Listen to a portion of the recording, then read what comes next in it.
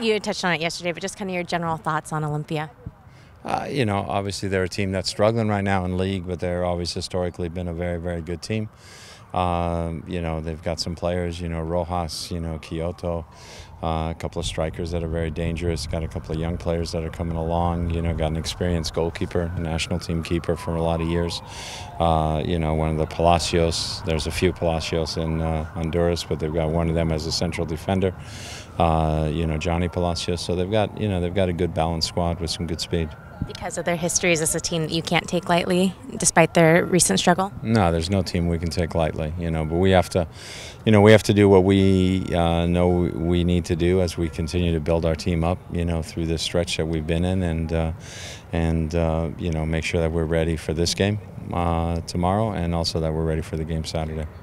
You also touched on this over the weekend, but sort of set pieces has kind of been a buzzword since you brought in all these new guys. What did you see differently from your team on Sunday that maybe you hadn't in previous matches? Well, it's like I said, set pieces, the key is service, and I think since we put Freeburg out there, which we started in the LA game, service has been better, so that's made us more dangerous, and obviously when you add a piece like Torres into the mix, all of a sudden, defensive teams are changing their marking assignments. So now, now there's two pretty prominent guys, Marshall and him, so who takes who kind of a thing. And I think that opened it up, and Marshall, who would have normally had Colin on the set piece against Orlando, ends up drawing and Mateus couldn't handle him.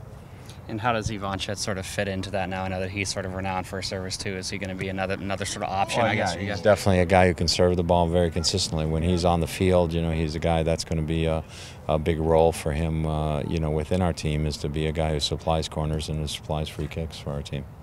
Garth sort of referenced him as important in being able to grind out games and maybe stealing a goal from one of those type of things. Come the playoffs, is it especially important to have that in your arsenal to be able to, when the margins are so thin, to be able to score off a set piece? You always want to be able to get some goals off set pieces. That's you don't want to give goals on set pieces, and you want to be able to score some. And in the bad streak we had, one of the things that was hurting us is we were giving goals up on set pieces. So we got to make sure we score them and not give them up.